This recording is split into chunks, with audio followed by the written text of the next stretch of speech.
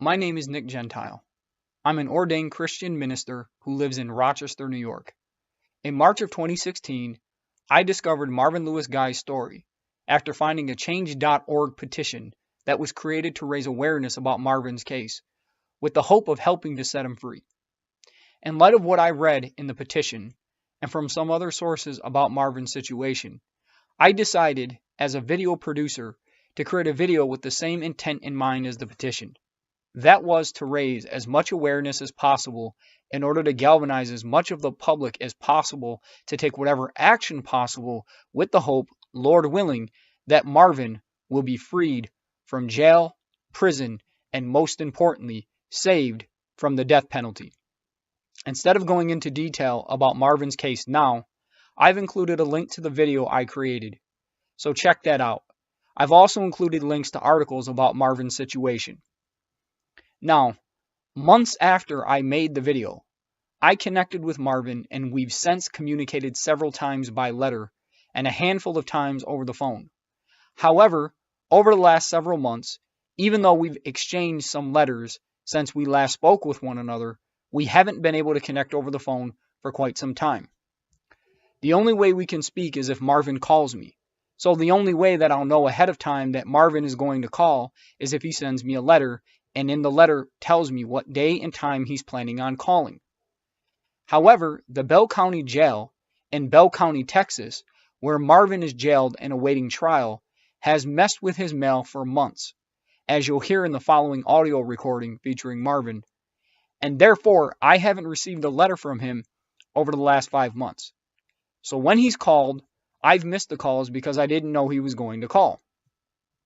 By the grace of the Lord Jesus Christ, I've been able to make several online deposits into Marvin's account over the last 6 to 8 months so he could purchase calling cards in order to be able to call me. I hadn't heard from him, even though I had sent multiple letters to him to let him know that I was still just as passionate as ever about fighting for his freedom. Unbeknownst to me, Marvin had received every letter I sent him, but hadn't called me because there was necessary legal research he felt he had to do before he attempted to reconnect with me over the phone.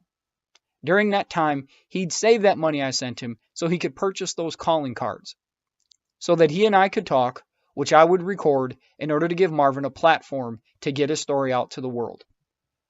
Finally, last Saturday, June 16th, he unexpectedly called me, we spoke, and I recorded what Marvin said. So without further ado, here's what was said. Okay, Marvin, you speak from the heart, say everything that you want to say, because it's recording. Yeah. Okay, yes. And so, as I was saying to you,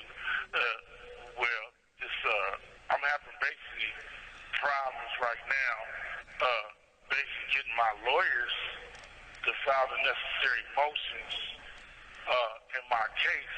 It's been a period of 3 years now, and they never filed the motion to challenge the search warrant in my case. What I've learned is that this search warrant that was issued was invalid. The first one that they had to come to my house, because it never alleged in the affidavit that any criminal activity took place. Neither the CI or the officers, there were 3 different officers investigating, and neither one of the officers alleged that any criminal activity took place in my house nor my vehicle, the 2 places that the search warrant was issued. And I found out under the Constitution of Texas and the United States Constitution that will be an unreasonable search and seizure. And so what it looks like has happened is after they did this raid, they're supplementing, what's in the affidavit, and that's illegal. And so, so I requested that my lawyers file these motions, and they refused to do that, And so that's really why it's been so long, because we have no really positive, productive relationship, and some even say that these lawyers don't even know how to file the motions correctly. And so I'm just getting the ineffective system of counsel. And so, it's very hard. And so I had to study everything that was going on before I put the information out. And so it's just, it's tough, man, you know. And Dave, you can look at all the evidence in this case, and you can basically see that a lot of things have been like tampered with in my paperwork. And, you know, my lawyer, he's basically denying me the right to use my discovery to defend myself, you know. And so that's another issue that I'm having because, you know, you have to have these hearings to protect your due process. And I've read case law to case law where, you know, you have attorneys representing clients and giving false representation.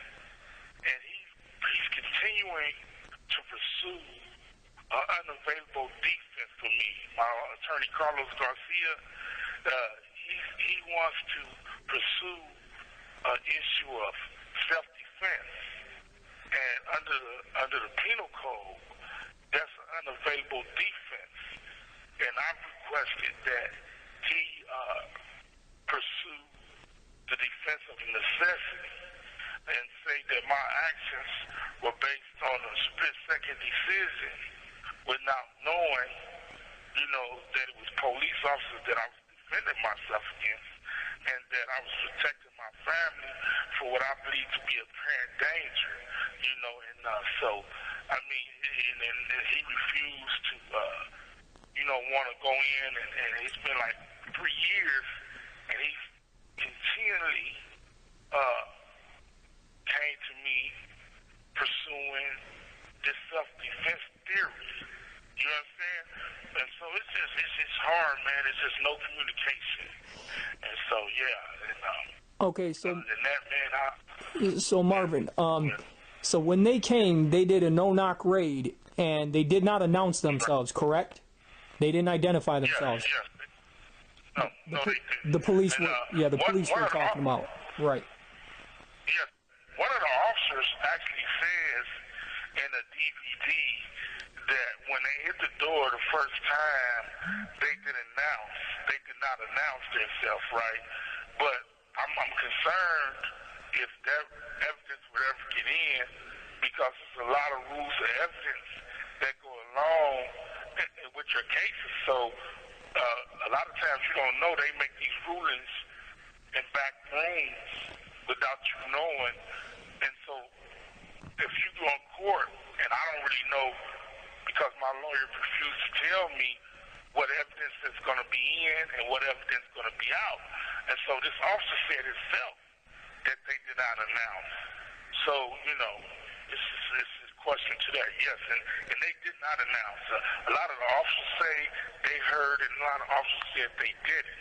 But the two people that was in the house, me and Shirley Winnington, in our interviews, we both told them that, listen, we didn't hear nothing, you know.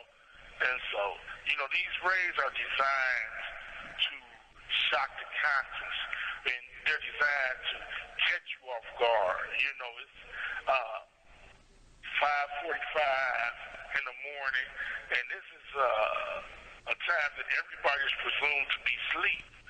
And, you know, she sleeps lighter than me, and I got, like, sleep apnea. I sleep very hard. And so, you know, I didn't hear nothing, man. You know, the first thing I heard was my window being violently broken out, and I immediately feared for what I believe to be a threat on my life and the safety of my family, you know. And so, you know, and so the issue is this type of violent attack on civilized people. And basically, they raided a place that I had a privacy expectation to privacy, you know, because no one ever said that any criminal activity was taking place in the place that they issued a warrant. And that's a violation of my constitutional right under the Fourth Amendment and under the Constitution of Texas, Article 1, Section 9, which is unreasonable search, you know? Right. But I have to have the attorneys put forth these motions in the court, and they're not. They've took me to court.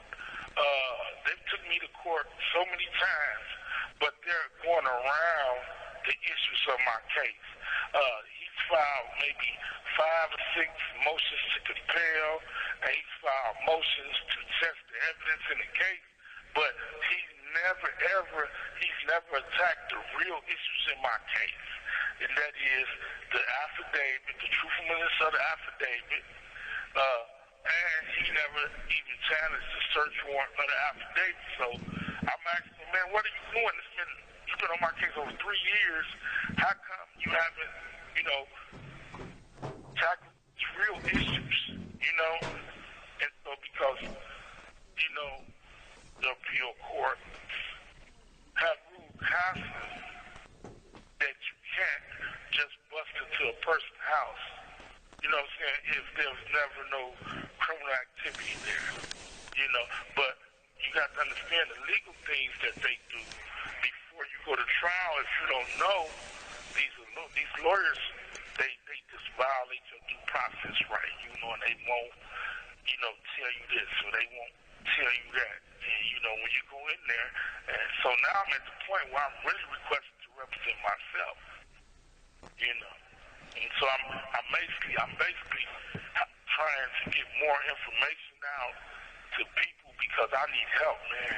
Right. Because basically what happened is, to sum it up, and this is what happened. Basically, what they did, they came to my house with what I believe they had no warrant, and it's going around, that they didn't have a warrant.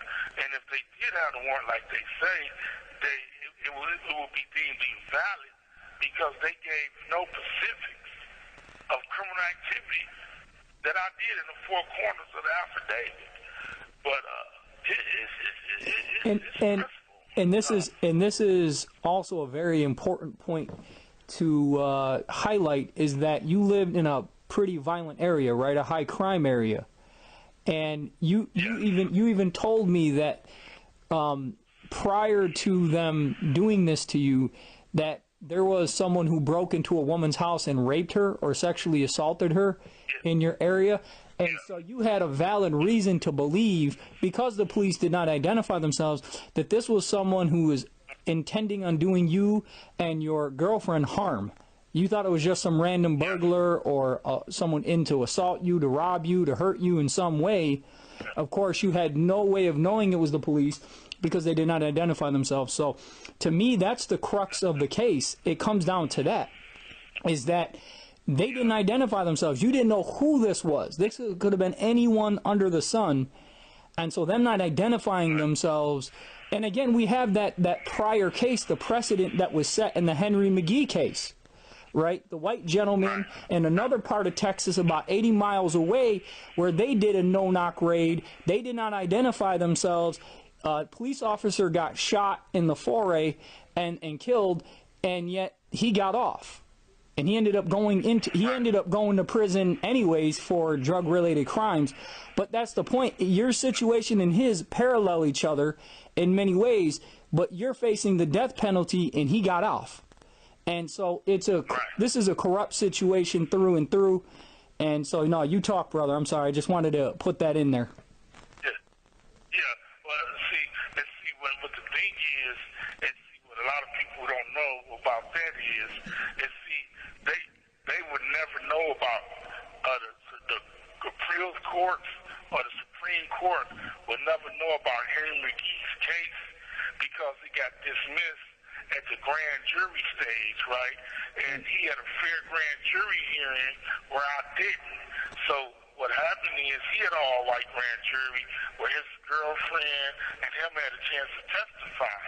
I had an all-white grand jury, but my lawyer, Michael White, told me before I had the grand jury that he's not going to do nothing to help defend my case. And so therefore, they never used the investigating function of the grand jury on my case, and therefore, since my lawyer wasn't properly representing me at the time of my grand jury hearing, they only had all police officers testified, and the biggest thing was at the grand jury hearing, I was supposed to have been able to say that, hey, my lady and I were supposed to have been called, and we were supposed to be able to tell them, just like Henry G, that we didn't know it was the police, in order for them to be able to judge a true bill me or not. You know what I'm saying? It's called true bill or no bill. Henry McGee got no bill. You know what I'm saying? So therefore, I couldn't even use his case to be like, hey, look at this right here, because he got off. You know what I'm saying? And his situation was exactly like mine. But even, what I believe even more in my situation, between his situation and my situation, I believe my situation is much more built on this police department, corruption, the FBI failing to thoroughly investigate the case, and and the district attorney's office failing to turn over all evidence in my case that will exonerate me. And so, like you say, and like I always have believed, yes, it's a corrupt situation, and it's very suspicious. You know what I'm saying? And so, I mean, man, it's hard, man. It's hard to have to live your life, man, to feel like, you've been robbed of your liberty. And, like I was finna say before you said that, is that here's what I believe. I believe that these officers came to my house without a warrant because the supervisor, Jonathan Reinhardt, had threatened me 3 years prior to this, and basically told me that he would come after me one day. And this somehow was the same supervisor that called this raid on my house. But he claims that he got information from another police in another town named Mosley, and Mosley was the one who did the investigation and then ended up obtaining a warrant, and and so somehow in some way they were talking about that Mosley, and he got the warrant, and he called them clean and asked them to execute the warrant. And so, it's just something so suspicious because me and him had prior contact, and he threatened me, and I believe anytime a police threaten you, you need to report it, Right. And so, it's bad, man. It's bad, and you have 1 minute left. And I'm going to make sure I call you right back. But, Okay. yeah, I'm glad you're recording, man, because a lot of times, it's not enough information. Right. The truthful information. And what I'm going to do is I'm going to write you. I wrote you a couple letters, but they're stopping my mail from coming. But I'm going to write you, and I'm going to give you the laws and the facts. And then I want you to put that on the internet for me. You know what I'm saying? Absolutely. And I'm just going to... I'm going to... I'm sorry, go ahead. Hello? Yeah, and I'm going to send you everything, all the information that I got, all the case law that I got, and, I need to have this stuff start being put up on the internet, man, so it can get recognition. And I like I said, it took me a while because I had to get everything so I can really explain it. And so, because a lot of times if I can't explain it like this,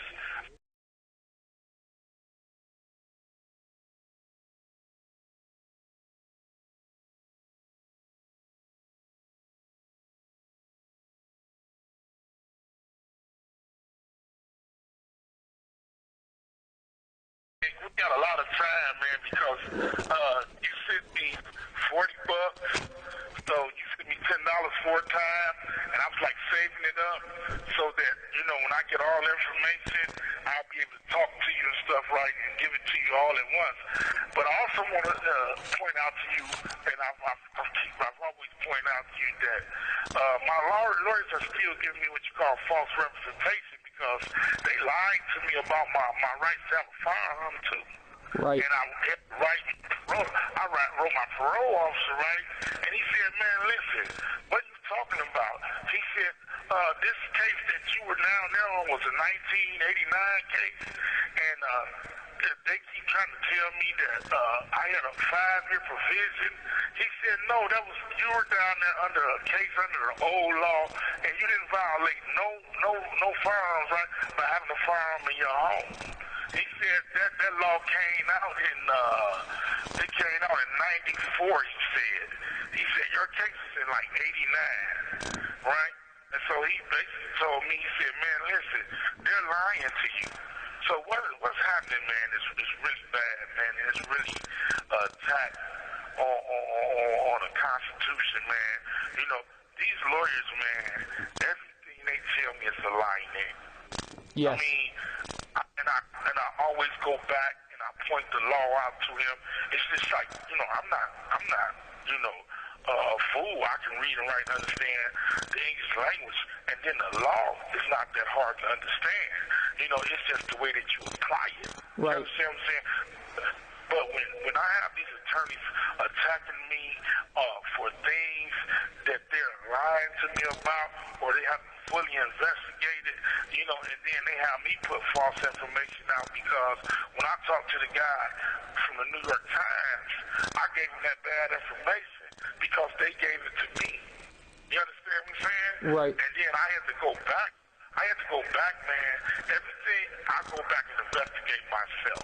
And then they get upset with me because I do that. You know, they get upset with you when you study and you learn the law.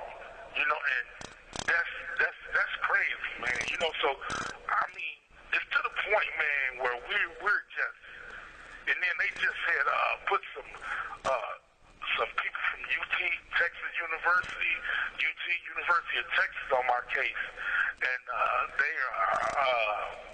they're not lawyers, they're like appeal lawyers, like, and you know, they came on the case and they always trying to use these methods to woo me and smooth me out, and to try to take my mind off what's going on, right?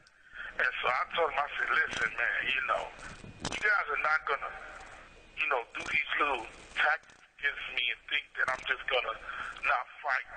I said, I'm fighting for my justice because I know I'm innocent in this case. And so, you know, and it's tough, man. You know, it's tough. And I know that you had a jury scheduled to begin, at least the jury or the trial scheduled to begin in January with the jury selection, and then they canceled that. I saw that. And how many times have they done that to you? You had a jury or a trial scheduled, and then they canceled it or postponed it. Well, it's been like, man, the first one was March of 2015 is supposed to start. But, you know, we hadn't had all the evidence. The DA is failing to turn over all the evidence in my case. And so we had a trial set for March 8th, and this is when I had my other attorneys, Russell Hunt, Michelle Teagill, and Michael White. And they had shortened all the DVDs to a minute and under without me even giving the chance to see them. And so they filed for a continuance. Russ and Michelle Teagill, they filed for a continuance because they said they needed more time to go over the evidence. And then the next time it was set for, I think it was May 2016. And they filed for another continuance. And then it was set for September. Then my lawyers got off the case. My first lawyers got off the case because his wife got sick, and plus he told me that they didn't have a warrant to come in my house. And so he just basically didn't want to be on the case. And then I got Carlos guy in September of 2016. And so, like I said, he's been filing these motions, and the DA been turning over evidence lately here. So they're not turning over all the evidence in my case. And so, this DA keep pushing for a trial when he's showing bad faith and not turning over the evidence in the case. And I don't think he'll never turn over the evidence in the case, you know, because it exonerates me. Right. You know? Right. And so they're basically scapegoating you because of what their mess up resulted in the death of that officer. And so they have to put this on you. They have to have a patsy, and you're the patsy. And so you're not being given a fair shake. That's essentially what it comes down to. And the fact that you're a black man, that plays a significant role in this. And the fact that you're poor. Yes. So you have all these different factors. You have the socioeconomic, you have the color or the racial component.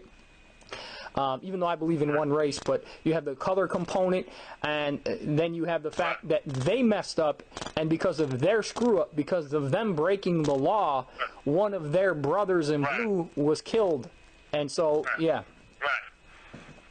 And then they even said in the report, the police officer saying, one of the police investigators, he said, there's something suspicious about this. You know what I mean? Yeah. And you know, the FBI don't want to come forward with their evidence, you know, and it's just like, and then you know, the area where all the situation took place was like around the corner, and even the officer himself are saying that the officer was in a place where he couldn't have been shot by me. You know, right, and they by front door, and I wish I could have sent that. They would have sent you that. Those other people would have sent you all of that information that I asked them to, man, and that I sent to them over the thing. I don't understand why they didn't send that to me, man. You know what? And I asked them for it, and they never got in touch with me. They never responded to me, so they were never in it to really help you. I think they were looking for publicity or for attention themselves. They were never serious about really helping you experience freedom or to get free, and so it's a corrupt situation. Yeah. Yeah, because they got mad. Right? When I bought you aboard, and I don't see no reason for them to get mad about that. You know what I mean? Right. And that was crazy, man. That was crazy. And because basically, I just believed at the time that you would be more willing to put the information out than they were. You know what I mean? And that's why I know that you knew how to take the information and to put it out in the correct form. You know what I mean? Right. And so I was like, wow, I don't know. And so now I've got information, but I'm scared to send it out because I think that they'll trap it off.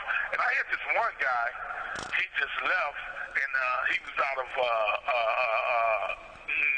Louisiana, and I sent him all of my stuff, and he was 20 years old, and I'm thinking he's going to leave and then put it on the internet, and I gave him everything where my lawyers were saying that they were afraid to fight my case because they'll be run out of town, and I sent all this information where I filed various complaints against these lawyers for their conduct, and I sent the Henry McGee case and my case with him, and I sent all of my statement, and see, they haven't even attacked my statement because my statement was coerced. When the law put the gun in my mouth, that you can't use any statement that I made or any statement that I made, and that's a violation. That's like a hate crime. Anytime a police puts a gun in your mouth and tell you he's going to kill you and call you all kinds of niggers and stick his fingers up your ass and ask you where the dope is, nigger, that's fucking, that's bad. He did that to me, man. Definitely hate crime. They don't know that he also stuck his finger up my ass and asked me where the dope was at, nigger. See, they didn't put all that in there. Right. You know what I'm saying? But they put in all the other stuff that he put a gun in my mouth and all of that, man. I mean, man, if that story gets out, the way it should, people, man, around the world want to know what happened, man. And then, Yeah, what I want to say real quick is, to me, that is the most significant piece of evidence that demonstrates or validates that you were innocent, because once you realized it was the police, you surrendered. You didn't fight with them. You didn't shoot at them. Once you realized this was the police that were doing this, You surrendered, and yet they abused you, they assaulted you, committed battery. Yeah. And actually, the police said in the report that I was very respectful. Right. You know, the police he actually says in the report that he was very respectful during the arrest, but look what happened to me. And my old lady got her ribs broke. Right. She got her shitting pissed all over herself, and they took her down for nothing because they came to my house. It even says that it was a crossfire situation. These officers failed to file policy and protocol. They did not come in a raid vehicle. They got rolled up for, they got several of them got rolled up, you know what I'm saying, for violating company policy protocol. They took guns to their house, you know what I'm saying? I mean, man, they did everything illegal. You know what I mean? Right. So, I mean, and then you can look. Go ahead. No, I'm sorry. I just want to get this in before the time runs out. I know you say there's a lot, but there's so much to be said. No, don't worry. No, I'm going to call you back because I got another like 7 minutes after this call. You know, I get 47 minutes to call. Well, praise God. That's awesome. Hello? Yes. So what I was saying is, you don't have to worry. I'm going to get this recording out to the world, and then if you're able to send me all of that information, I'm going to get out all as fast as possible. And I wanted to tell you that I discovered this guy. His name's Lee Merritt. He's a black civil rights attorney. He's from the West Coast. He's from South Central Los Angeles, I believe. And then he went to Temple University Law. He had an office there, but he's down in Texas. And he deals with the type of case that you're in. I don't know if he'll take your case, but I've already drafted a letter that I'm going to send to him. But even better than that, I'm going to send him this audio file, and I'm going to basically beg him to look into your situation to help you. Because, I mean, if I was an attorney, I would be defending you right now, but I'm not. And I don't know the law to the degree that I need to be able to defend you. But this man, he's a brilliant guy. He's gotten a lot of notoriety, so people know who he is. So if he'll take up your case in a pro bono fashion, right, and champion your cause, I believe that you will receive justice by the grace of God. That's what I believe. So. Yeah, because not only that, man, you know, I filed a civil rights lawsuit, right? And my attorney somehow signed my certified mail and stopped my mail from getting to where it goes. So I already have a lawsuit, and the only reason it was dismissed because I failed to serve, but it was dismissed as untimely, so I still have a right to pursue it. You know what I'm saying? Right. It was dismissed without prejudice, and it just said that I didn't timely serve the people, but I got a proof why I didn't do that, and so I'm going to try to file a complaint with the Postal Service, United States Postal Service, and send this evidence to them once I get somebody like Lee Merritt on my case. But they trying to dirty up his name down here. Yeah, they are. They trying to dirty his name up. Yeah, but like I said, you know, tell him that this will be a case where he will find that they did not have a warrant. He will find through his investigations that a lot of things went bad, man, you know, here. And so, you know, I really would appreciate it if he would do that. So get in contact with me here at the Bell County Jail. I will put him on my visitor list. And, you know, just, you know, I need his help because I'm truly innocent of the shooting of this officer. Right. And basically let them know that they tampered with all the evidence, and they got my attorneys working with them. And so, you know, I would urge him not to contact my attorneys, Carlos Garcia or Anthony White, Anthony Smith, because they're conspiring with the government and the courts on my case, and I would like to directly for him to contact me. Right. You know? Yeah, that's the I appreciate that, man. Yeah, that's the plan. I was going to have him contact you directly. I was going to give him your information so he could send you a letter. Should he do it that way? Send you a letter? Is that the only way that he can get in touch with you? it don't make a difference, man. You can tell him to, he can do it that way, or he can, send your phone, give you a phone number where he can contact me at.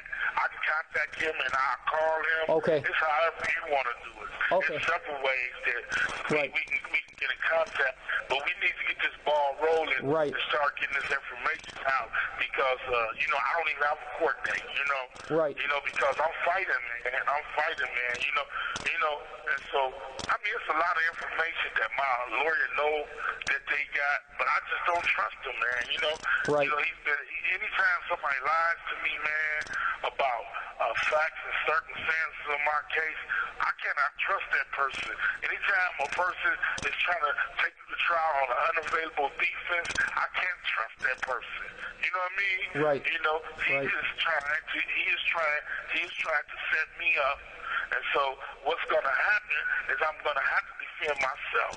And I mean, because I refuse to by the grace of God, I refuse to let another man send me to the penitentiary because he has a biased opinion, because his race, I believe he's racist, Yeah. And so, so it's tough, man, but it's a fight, man. So, like I said, I've got a lot of more information that I'm just so happy to get in contact with you too. Yeah. Just a lot of stuff, a lot of stuff. But I know that you sent me. We got a lot of more time because we got 3 more whole calling cards that we got to go through. So you don't have to worry about me getting back and not contacting you. But the only thing it was, I had to study and find out exactly what it was because when I told you something, I wanted you to be able to fact check it. Right. Absolutely. And I wanted to be able to see the information.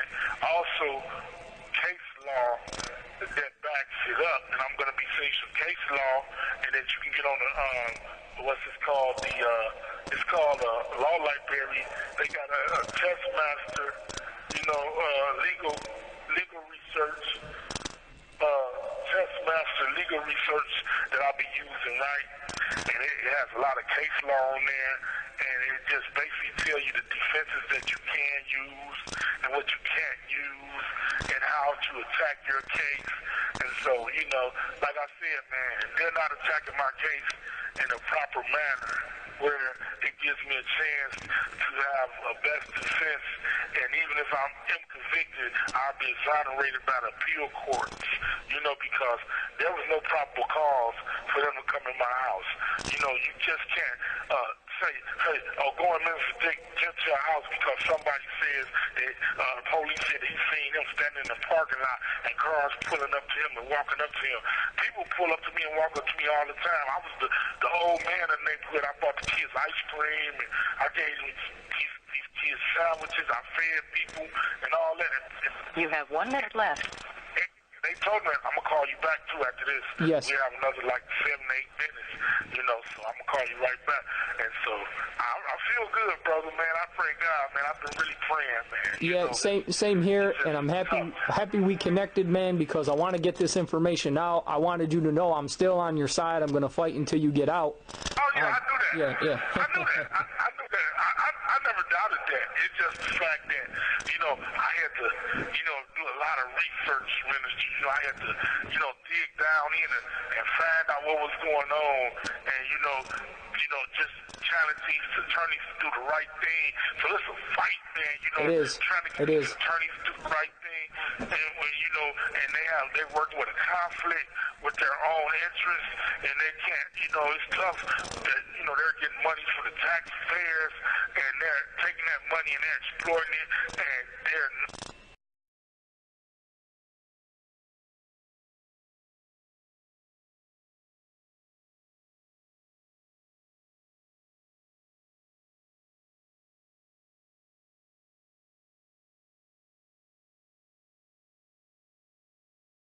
Yeah, Nick. So, one call is like 47 minutes. So we do 20, 20, and then 7. So what I want you to do is to get you some questions together. And like I said, I'm going to put this information in the mail. Have you received a letter from me lately?